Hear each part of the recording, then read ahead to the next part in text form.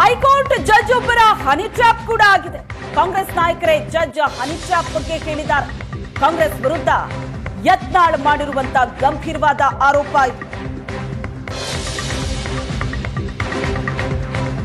ಕಾಂಗ್ರೆಸ್ಸಿನ ನಾಯಕರೇ judge honey trap ಬಗ್ಗೆ ಹೇಳಿದ್ದಾರೆ ಅಂತ ಯತ್ನಾಳ್ ಗಂಭೀರವಾದ ಆರೋಪ ಮಾಡಿದ್ದಾರೆ ಕಾಂಗ್ರೆಸ್ಸಿನ ವಿರುದ್ಧ.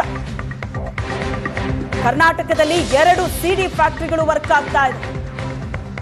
ಕೆಲವು ರಾಜಕಾರಣಿಗಳಿಂದ ಇಂಥ ಕೆಲಸ ನಡೀತಾ ಇದೆ ಅಂತ ಆರೋಪ ಮಾಡಿದ್ದಾರೆ. ಈ ಹನಿ ಟ್ರ್ಯಾಪ್ ಅನ್ನುವಂಥದ್ದು ಜನಪ್ರತಿನಿಧಿಗಳನ್ನು ಬ್ಲ್ಯಾಕ್ ಮೇಲ್ ಮಾಡುವಂಥ ಕೆಟ್ಟ ಸಂಸ್ಕೃತಿ ಕರ್ನಾಟಕದಲ್ಲಿ ಬೆಳೆದಿದೆ. ಇದು 10-15 ವರ್ಷದಲ್ಲಿ ನೋಡಿ, ಹೋರಾಟ ಮಾಡೋಣ. ನಮ್ಮ ಸಿದ್ಧಾಂತ, ನಮ್ಮ ವಿಚಾರಧಾರೆಗಳು ಸರ್ಕಾರದ ವಿಚಾರದಲ್ಲಿ ತರಾಟೆ ತಗೋತೀವಿ. ಅವರು ನಮ್ಮ ಪಕ್ಷ ಸಿದ್ಧಾಂತ ಬಗ್ಗೆ ಮಾತಾಡ್ತಾರೆ ಬಿಟ್ಟು ಈ ಇಂಥ ಹಲ್ಕ ಕೆಲಸಕ್ಕೆ ಬಿಡ್ತಾರೆ ಕರ್ನಾಟಕದ ರಾಜಕಾರಣದಲ್ಲಿ. ಅವು ಎರಡೇ ಕಂಪ್ನಿ ಅದಾವು, ಎರಡೇ ಏನದಾವು, ನಾ ಹೇಳಿನ ಫ್ಯಾಕ್ಟ್ರಿ ಯಾವ ಸಿಡಿ ಫ್ಯಾಕ್ಟ್ರಿ ಅದಾವೆ. ಆ 2 ಸಿಡಿ ಫ್ಯಾಕ್ಟ್ರಿಗಳು ವರ್ಕ್ ಮಾಡ್ತಾ ಇದ್ದಾವೆ ಕರ್ನಾಟಕದಲ್ಲಿ. ನಾ ಹೇಳೋದು ಕರ್ನಾಟಕ ಒಮ್ಮೆ ಈ ಹನಿ ಟ್ರ್ಯಾಪು ಸಿಡಿ ಫ್ಯಾಕ್ಟ್ರಿಗಳು ಏನಾದ್ರು ಬಂದಾಗಬೇಕು. ಇಲ್ಲಾಂದ್ರೆ ರಾಜಕಾರಣಿಗಳು ನೋಡ್ರಿ ಸುಮ್ಮನೆ ಎಡಿಟ್ ಮಾಡ್ತಾರೆ. ಯಾರ್ದೋ ಮುಖ ತಂದು ಯಾರ್ದೋ ಸೊಂಡಿದ್ದು ಯಾವುದೋ ಶರೀರಕ್ಕೆ ಹಚ್ತಾರೆ. ಮತ್ತು ಅವನ ಇಡೀ ರಾಜಕೀಯ ಜೀವನ ಹಾಳು ಮಾಡ್ತಿರಲ್ಲ, ಅವನ ಕುಟುಂಬದ ಪರಿಸ್ಥಿತಿ ಏನಾಗ್ತದೆ. ಮೊನ್ನೆ ವಿಧಾನಸಭೆಯಲ್ಲಿ ಮುನಿರತ್ನ ಹೇಳಿದ್ರು, ಏನೋ ನನ್ನ ಮೊಮ್ಮಗಳು ಕೇಳ್ತಾ ಇದ್ದಾಳೆ, ಏನಪ್ಪ ನೀನೊಬ್ಬ ರೇಪಿಸ್ಟ್ ಅಂತ ಹೇಳಿ.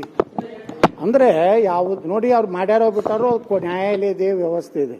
ಆದರೆ ಇಂಥ ಹಲ್ಕ ಕೆಲಸ ಏನು ಮಾಡಿ ಕೆಲವೊಂದು ರಾಜಕಾರಣಿಗಳು ಮಾಡ್ಲಿಕ್ಕತ್ತಾರೆ. ಕರ್ನಾಟಕ ಒಂದು ಒಳ್ಳೆಯ ಸಂಸ್ಕೃತಿ ಇರುವಂಥ ರಾಜ್ಯ. ಇಂತಹ ನಾಲಾಯಕ ರಾಜಕಾರಣಿಗಳು ರಾಜಕಾರಣದಿಂದ ಹೊರಗೆ ಹೋಗು.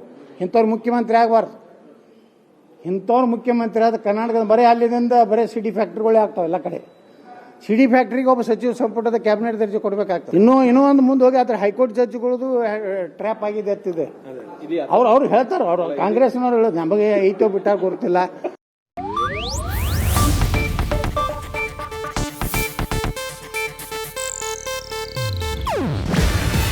ಇದು ಏಷ್ಯಾನೆಟ್ ನ್ಯೂಸ್ ನೆಟ್ವರ್ಕ್ ಪ್ರಸ್ತುತಿ.